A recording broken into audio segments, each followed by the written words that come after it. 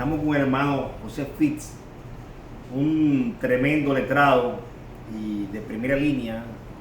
Algo que también comentaba ahorita es sobre la coartada que el abogado investigador debe siempre realizar en favor de su defendido. Y algo que yo admiro, quizás no sea del conjunto ni tenga sinergia con el evento de la persona que defiende, pero sí hago sinergia con la posición material en la que él hace o que hizo hoy en el tribunal para defender una coartada exquisita de su defendido, y fue lograr el silenciar la publicidad externa del testigo como elemento procesal de no contaminar a los demás testigos.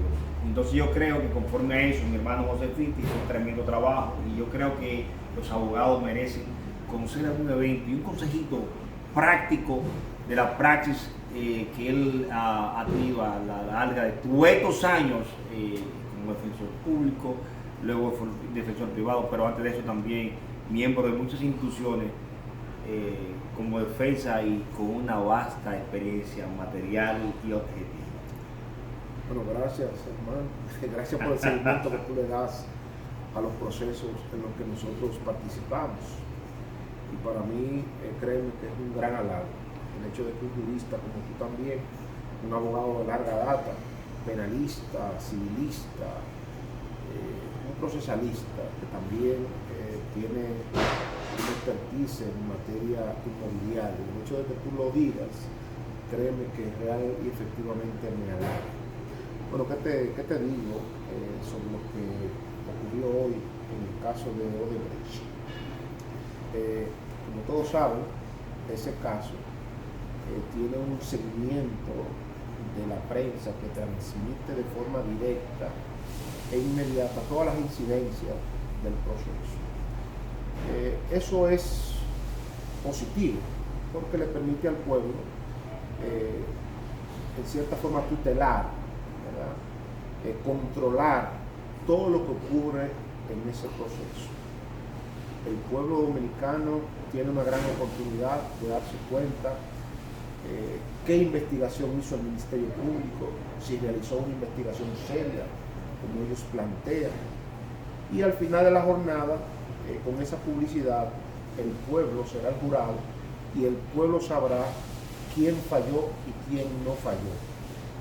Al final, los jueces podrán tomar la decisión, pero el pueblo constatará esa decisión y estará claro de qué real y efectivamente ocurrió en ese caso.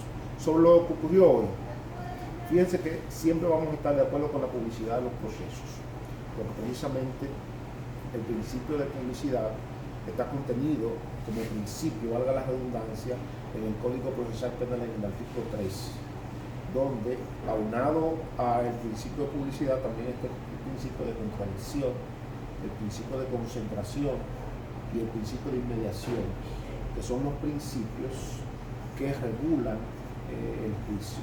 O sea, esos principios ajustan el juicio, ¿verdad?, a su tutela.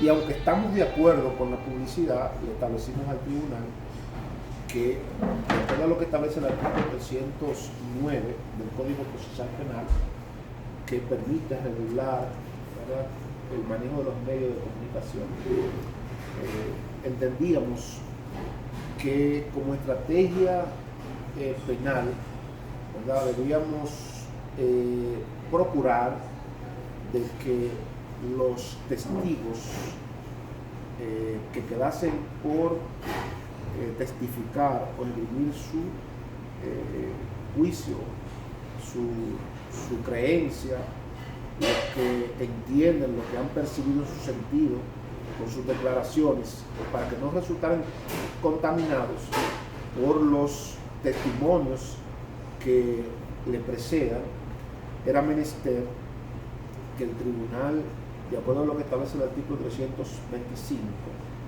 ¿verdad?, regulara la intervención de los medios de comunicación, evitando que las declaraciones de los testigos en tiempo real fueran transmitidas, porque como esa disposición legal, es decir, el artículo 325 del Código Procesal Penal, establece que los testigos no pueden tener comunicación para evitar que una declaración de un testigo fuese contaminada por otro testigo. Y evitar también o en su efecto, enderezar algún entuerto que uno haya logrado con el contrainterrogatorio, porque vale decir que los testigos que primero se escuchan son los que presenta el Ministerio Público, la parte acusadora. Entonces, es muy fácil cuando uno logra, a través del contrainterrogatorio, disminuir a su mínima expresión un testimonio. Es muy fácil entonces fortalecerlo con el testigo subsiguiente.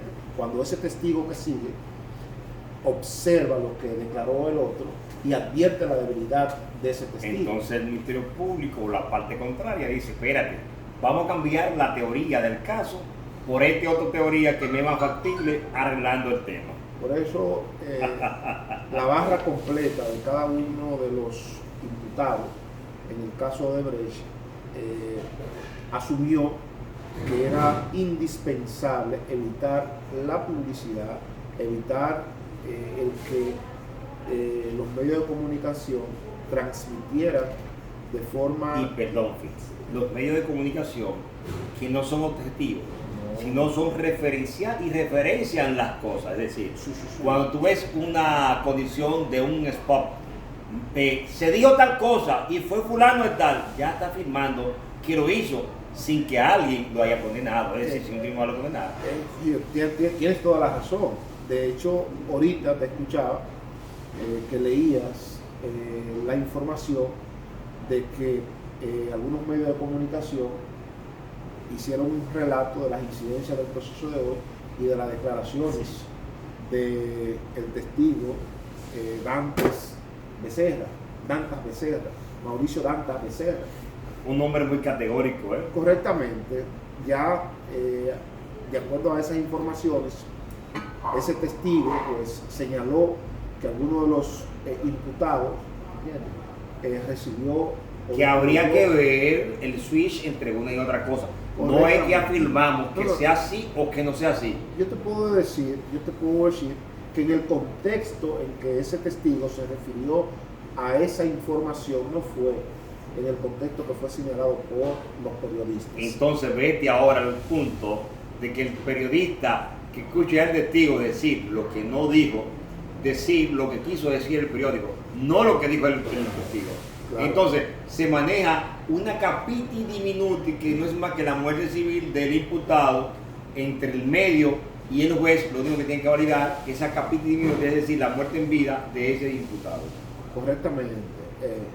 Y en ese sentido, ¿qué fue lo que dijo el testigo? El testigo se refirió al acuerdo entre Odebrecht y el Ministerio Público y las revelaciones que Odebrecht le hizo al Ministerio Público. O sea, no fue una cuestión de que él de manera directa tenía conocimiento de esa información, de que esos imputados habían recibido soborno. Sin embargo, no fue lo que en la prensa se difundió. Por eso es que yo digo que hay que tener mucho cuidado con hacerle caso a las informaciones que se puedan recibir a través de los medios de comunicación, si no son informaciones que uno tiene la oportunidad de recibirla de forma directa. Y fíjate, Katia Miguelina Jiménez Martínez escribió un libro donde advertía los eventos hace varios años de la prensa y la injerencia de la justicia. Oye, bebé, date cuenta que ahora la Fiscalía tiene un departamento de prensa de los medios dentro de la Fiscalía. Oye, ven, y de una forma u otra, la Suprema maneja también la misma temática, aunque con mayor, pasividad, pero la Fiscalía maneja la prensa. Es decir, que antes de que el imputado sepa que ya lo están juzgando de algo, la prensa ya tiene todos los datos y los suministra primero a la prensa, cosa que es ilógica, porque quien debe conocer de que se le acusa primero, supone que es el imputado, no la prensa. Aquí entonces, ese evento lo que hace es obligar al juez a validar lo que ya la prensa tuvo. Oye, ven, Y más allá todavía, a veces manejan de una forma antojadiza lo que no es la teoría fáctica del caso. Sí, sobre todo cuando son jueces, hermano, yo creo que distintos a los jueces que están manejando el caso de Brecht, porque conozco su capacidad, cuando son jueces que se dejan mediatizar, influenciar por los medios de comunicación o por influencias externas de otra índole, eso puede pasar. Pero en el caso de Odebrecht y los jueces que están manejando ese caso, yo pienso que una mejor elección de juezas para un caso de esa naturaleza no pudo haber sido. Entonces, yo entiendo que al margen de esa forma de comunicar, esa forma de informar, que no es veraz, ¿verdad? Sino que procura muchas veces, si no es por desconocimiento, porque hay que reconocer que no todos los comunicadores sociales o periodistas tienen un manejo técnico Y veraz, objetivo y objetivo, claro, e imparcial. Claro. Entonces, sabemos que el caso de Brecht, en cierta forma, movió a mucha preocupación al pueblo dominicano, y que bueno, en el afán de la sed de justicia, ¿verdad? El pueblo exigió que las personas que incurrieron en los tipos penales vinculados a ese caso, bueno, pues exista un régimen de consecuencia. Sin embargo, no son todos los que están, ¿verdad? Ni son todos los que son. Sin embargo, los procesos dicen lo que son en los tribunales de la República. Sin menoscabo a que ese juicio, o mejor dicho, ese proceso fue llevado de una forma tal, con los muchachitos del barrio, ¿verdad? Sacando a los muchachitos responsables, muchachitos malos, traviesos, como el spot aquel del muchacho que estaba tirando los tiros, los niños malos. Quizás al margen de la objetividad Ya. que pudiera caracterizar a una persona que no estuviera involucrada en ese proceso. Por un asunto y un matiz político dentro de yo te puedo decir mi creencia personal. Mira, en el caso de Brecht, o no se investigó, o si se investigó, no se encontró nada comprometedor respecto de cada uno de esos imputados que hoy por hoy tienen más de 3 años, ¿verdad? En un proceso que cuando tú lo analizas, dices, pero ven acá, ¿cómo es que pudieran resultar condenados a estas personas? ¿Cómo es que su responsabilidad penal pudiera resultar afectada? Cuando entre los medios de pruebas más contundentes para el Ministerio Público se habla de delaciones premiadas realizadas por funcionarios de Odebrecht, precisamente como forma de atenuar su situación penal en Brasil.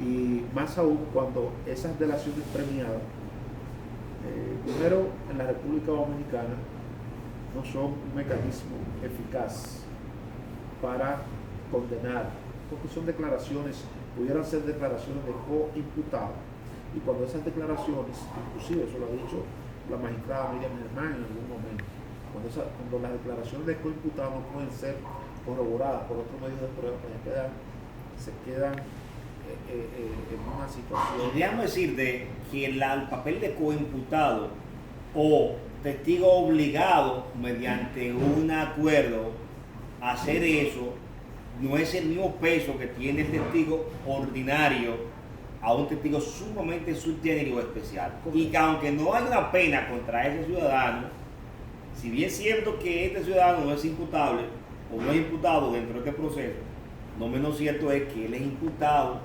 por vía, diríamos así, indirecta, en base a un acuerdo que está comprometido a pagar cierta suma de Estado que supuestamente la ha pagado. Correctamente. Por eso es que hacemos el símil, hacemos la analogía, porque si bien es cierto que no fueron imputados en la República Dominicana, fueron imputados en Brasil. Ya. Y recibieron beneficio por esas delaciones. Lo recibieron en la República Dominicana. Claro. Es decir, que recibieron beneficio más allá de la razonabilidad, porque lo dejaron operando. Entonces, sobre esas delaciones, en la República Dominicana no son medios de prueba contundentes. Y una falencia, digamos que de un tamaño gigantesco que tienen esas delaciones, es que la persona que debió autenticarlo no fue ofertado como testigo, que es un tal Marcos Vasconcelos. En el Ministerio Público no entiendo las razones, no aportó. Que para mi juicio, ese Marcos Vasconcelos es la persona que conoce todo. Porque este otro, a mi juicio, no voy a entrar en polémica con él, porque no conozco la intríngulis per se del proceso. Ahora bien, no es lo mismo un testigo referencial que un testigo directo, que escuchó, que vio a través de su sentido. Y es lo que quiere explicar o decir José Phil con relación a ese tema. No es lo mismo un testigo que dice, que le dijeron, que vio, que vieron, a un testigo que dijo, yo hice, yo vi, yo hice, yo pude haber hecho, yo no vi. Identifico a fulano de tal y a fulano de tal.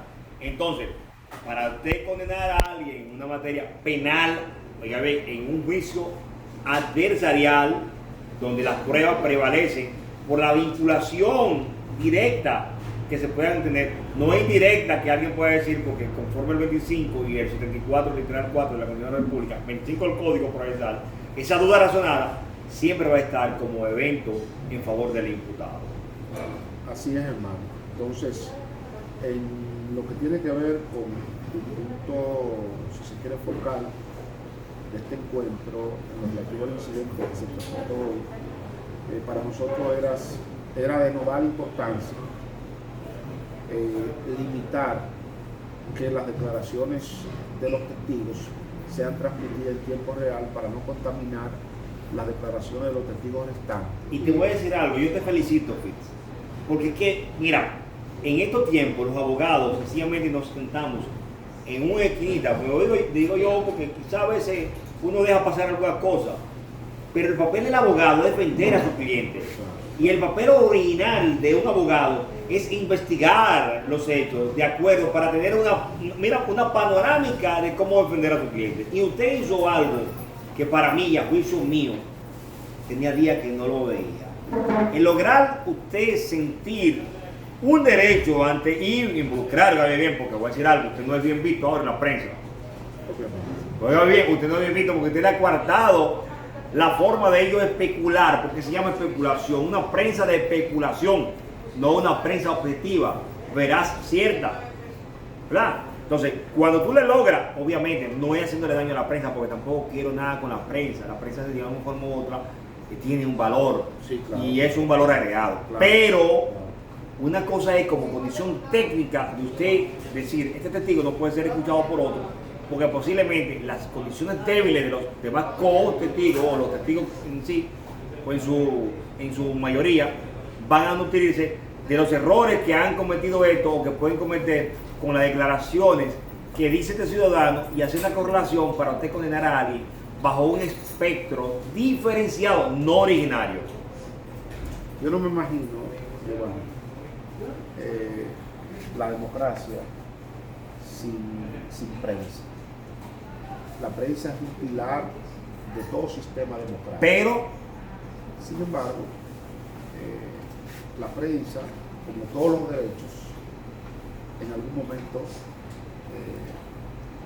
debe ser limitada. hasta un punto. Sí, hasta un punto, porque debe hacerse una especie de ponderación Y una profilaxis sí, de los derechos que estén en juego. Y colocar en una balanza el derecho de defensa, por ejemplo, y el derecho a la información. Entonces, ¿y qué tipo de información? ¿y qué tipo de información? Entonces, si lo que está en juego es la posibilidad de que por un trasiego incorrecto de una información se pueda condenar a una persona inocente, bueno, pues entonces hay que limitar la información, hay que limitar ese trasiego o ese manejo inapropiado de la información, que fue lo que nosotros procuramos. ¿Para qué? Para sanear, para procurar, valga la repetición, de que el proceso se conozca en el marco del debido proceso y en el marco de una tutela judicial efectiva, conforme configura el 69, literal 10, parte final de la Constitución de la República, ajustado a cada proceso y la legalidad en base a las circunstancias. Porque fíjense, es muy fácil yo decir que yo vi y no vi, y lo otro que no es parte de eso, que es testigo, es decir, corroborar con lo que dice un testigo. Entonces, en esa partecita yo felicito, y lo felicité en la página en las dos páginas, tanto la mía personal como la de Punto Parrillado, felicité a José Fitz. Y mira qué bueno que nos juntamos hoy, porque a veces los abogados, de una manera u otra, necesitan ese empuje que necesitamos. Y esa dinámica que se había perdido, Fitz, pues, quizás por la parte política, porque estaba secuestrado por la justicia, y no había esa parte dinámica de uno como hablar, hacer este tipo de peña que le trae como condición novedosa a los letrados, aprender, o no solo aprender, porque si le decimos a un abogado que quiere aprender un tema, decirle aportar, que es la palabra más idónea, creo, ¿verdad? Sí. Mira, Giovanni, yo tengo en el ejercicio de la docencia, en un asunto de vocación, más de 20 años. No es que sea tan bien. No lo soy, somos niños. Fue que empecé temprano. Y créeme que cuando yo estoy en estrado, yo, independientemente de mi concentración y mi preocupación, ¿verdad?, por dar lo mejor para mi cliente, al margen de eso, yo siempre pienso en la labor docente, en la labor de, digamos que, un profesor, ¿verdad?, en todo estadio. Y trato siempre de llevar un mensaje, de llevar una enseñanza, de llevar un aprendizaje. Y gracias a Dios, ¿verdad?, uno recibe un feedback, un insumo importante de ese proceso, de esa vocación. Hoy, por ejemplo, después de la audiencia de hoy, he recibido, ¿verdad?, muchos mensajes de alumnos. De felicitaciones. Sí, sí, sí. Y la mía, externable a ti, pero extensible a todo. Porque le pasa, mira cuál es el tema, Fitz. Es que el abogado debe ser dinámico, debe ser investigador, debe ser objetivo. No apasionarse de más en un solo lugar. El abogado tiene que verse, míreme, en el cielo, en la tierra y en el espacio de cada proceso. Es que el abogado se transforma, porque el papel del abogado es ser un artista dentro de su engranaje. Y usted hoy ha ganado el respeto de muchos letrados, inclusive de muchos imputados, que no pensaron jamás en la vida que este tipo de hermenéutica procesal y procedimental pudiera haber sido acogida con un caso de tanta remembranza como es el caso de Odebrecht. Eso lo yo, y así lo hemos visto todo. Fitz, pues, ¿qué decirte que más que gracias? Y debemos reunirnos para hacer una cuanta peña y hacerlo hasta público para que los amigos vean de qué se trata lo que hemos aprendido en estos años, en esta larga data, o no yo, en esta carrerita de abogado, que de una forma u otra nos ha hecho nosotros sentir la condición magnífica. Obviamente el derecho ha cambiado en muchas partes porque se pretende regionalizar. Cuando digo regionalizar, el penal por un lado, el civil por otra parte, el arbitral por otra parte, el administrativo por otra parte. O sea, es decir, ser de un abogado especialista en diferentes áreas, porque somos 69.000 abogados. Pero te agradezco sobremanera que hayas comparecido a esta pequeña tertulia. Lo vamos a subir a YouTube y también lo vamos a poner a disposición de aquellos que quieran verlo. Mi gratitud, hermano, va contigo. Agradezco tu amistad, tu hermandad, tu don de gente. Para mí fue un lujo saberte como amigo. Y fíjate que siempre que tengo la oportunidad hago un descenso aquí a tu negocio, porque independientemente de las atenciones que me brinda todo el personal, sentarme en una mesa contigo y tener la oportunidad de conversar de temas diversos siempre va a ser un premio. Así que te agradezco. Gracias, hermano. Te agradezco mucho. Por la oportunidad. Y bueno, buenas noches.